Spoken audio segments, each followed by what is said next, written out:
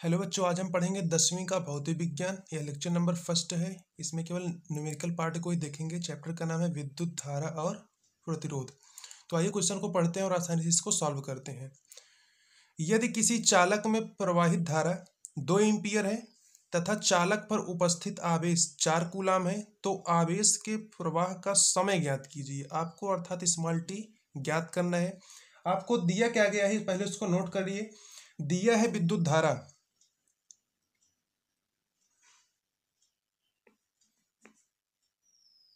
दिया है विद्युत धारा। विद्युत धारा को स्मॉल आई से व्यक्त करते हैं। विद्युत धारा का वैल्यू कितना दिया है, 2 एम्पियर। मात्रक को साथ में लिखते चलिए। और क्या दिया गया है, उपस्थित आवेश। उपस्थित आवेश मतलब स्मॉल क्यू।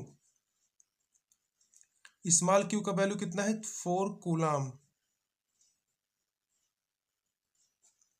आपको स्मॉल आई पता है और स्मॉल क्यू पता है। गणना क्या करनी है, समय टी की। तो देखिए फार्मूला होता है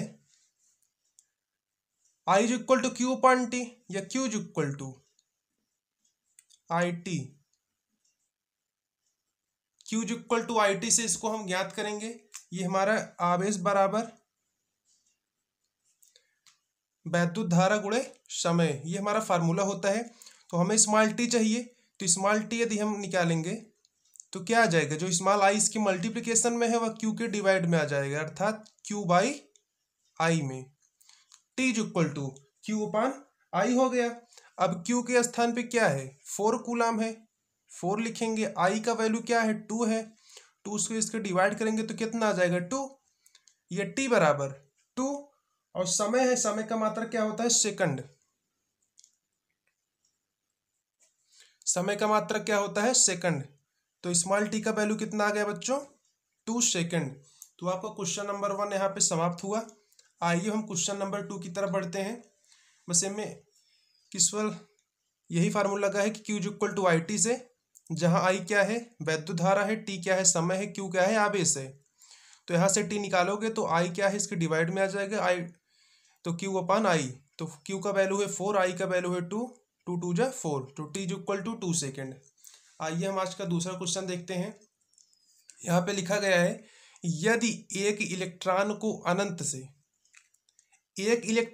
अनंत से किसी बिंदु तक लाने में किया गया कार्य 64 जूल है, तो उस बिंदु पर कार्यरत विद्युत विभव का मान ज्ञात कीजिए। तो देखिए यहाँ पे दिया है इलेक्ट्रॉनों की संख्या यानी इक्वल टू 1। एक इलेक्ट्रॉनों को क्या दिया गया है, दिया है इलेक्ट्रॉनों की संख्या को हम स्मॉल एन से व्यक्त करते हैं। स्मॉल एन का वैल्यू कितना दिया गया है, 1।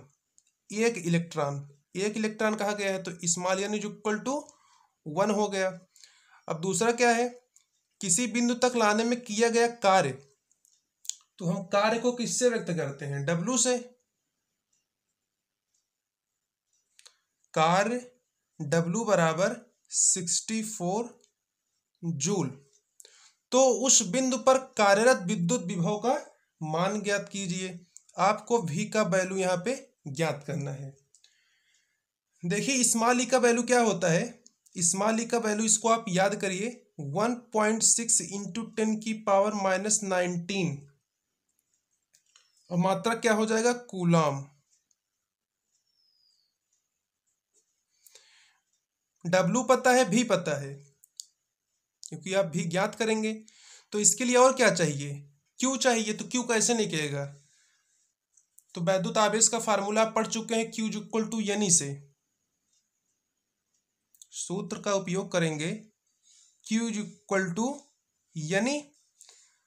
अब स्मॉल एन का वैल्यू कितना है, 1 इंटू में 1.6, ई का वैल्यू रखेंगे इंटू 10 की पावर -19, या 1.6 इंटू 10 की पावर -19 कूलाम आ गया।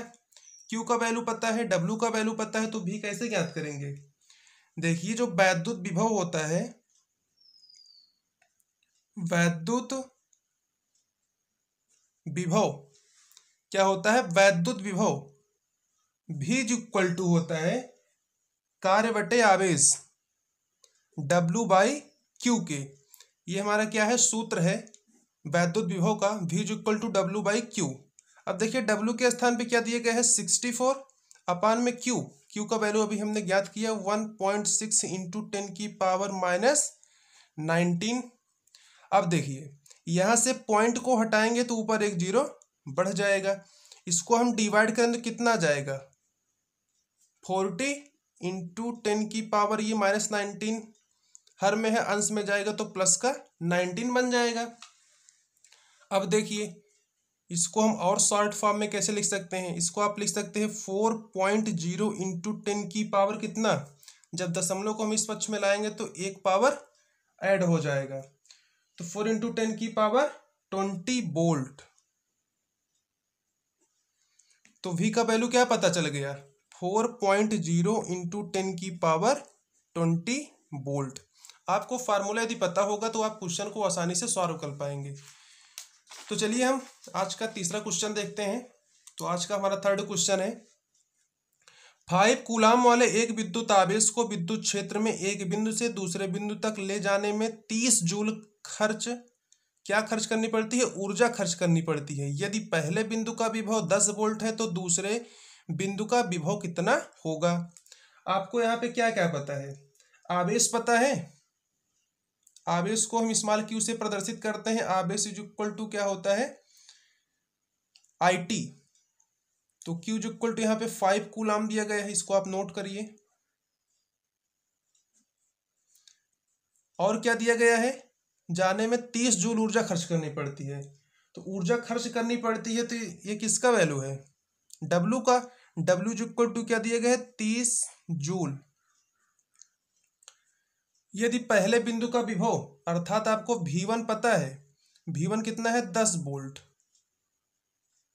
और V2 की आपको गणना करनी है, तो यहाँ पे कौन सा फार्मूला अप्लाई करेंगे, विभवांतर, विभुओं का अंतर। तो विभवांतर का यहाँ पे फार्मूला अप्लाई करेंगे डेल्टा V बराबर, डेल्टा V बराबर क्या होता है बच्चों W अपॉन Q। अब डेल्टा V क्या हो जाएगा, दो विभुओं का अंतर अर्थात V2 minus V1 is equal to W के स्थान पर रखेंगे 30 और Q का वैल्यू है 5। अब देखिए V1 का वैल्यू आपको 10 वोल्ट पड़ता है, तो V2 minus 10 is equal to, इसको डिवाइड करेंगे तो 6 बार जाएगा, या V2 is equal to 6 plus 10, इधर माइनस है इस पक्ष में जाएगा तो पॉजिटिव का 10 हो जाएगा, या V2 इज इक्वल टू 16 और मात्रक क्या हो जाएगा विभवांतर का वोल्ट। तो V2 का वैल्यू क्या पता चल गया 16 वोल्ट। मैंने यहाँ पे फार्मूला अप्लाई किया है, विभवांतर का delta V equal to W by Q होता है, जहां डेल्टा V क्या है दो विभुओं का अंतर, तो V2 माइनस V1। तो V1 का वैल्यू पता था, आपको V2 ज्ञात करना है, तो आसानी से आप ज्ञात कर चुके हैं। चलिए आज का हम फोर्थ क्वेश्चन देखते हैं। तो यहाँ पे फोर्थ क्वेश्चन है यदि एक परिपथ का विभवांतर, यदि एक परिपथ का विभवांतर प्रवाहित धारा का 2 गुना है तो परिपथ के प्रतिरोध की गणना कीजिए। यहाँ पे आपको क्या दिया है, माना परिपथ में प्रवाहित धारा, यहाँ पे आप मानिए माना परिपथ में प्रवाहित धारा क्या है स्मॉल I है। माना परिपथ में प्रवाहित धारा I है, तो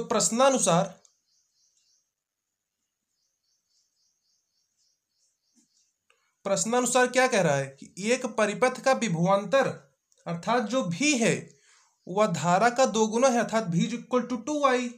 तो प्रश्नानुसार परिपथ का विभवांतर, परिपथ का विभवांतर V इक्वल टू क्या हो जाएगा 2I, क्योंकि वह धारा का क्या है 2 गुना है। तो आपको यहाँ पे ज्ञात करना है रेजिस्टेंस अर्थात कैपिटल R। कैपिटल R का यहाँ पे आपको वैल्यू ज्ञात करना है। कैपिटल R क्या है, प्रतिरोध है, प्रतिरोध, कैपिटल आर की आपको गणना करनी है। तो देखिए ओम के नियम से, ओम्स लॉ आपको पता होगा कि V इज इक्वल टू क्या होता है, आई आर। आर ज्ञात करना है तो आर इज इक्वल टू क्या हो जाएगा, V अपॉन आई। इसके पहले मैंने भी यही कॉन्सेप्ट बता दिया है कि यदि इसके साथ आई मल्टीप्लिकेशन में है तो V के साथ क्या हो जाएगा, डिवाइड में हो जाएगा। अब V का वैल्यू कितना पता है आपको, 2i पता है, अपान में i पहले से ही है, तो i से i कैंसिल हो जाएगा, r is equal to 2। Resistance का मात्रक क्या होता है, ओम।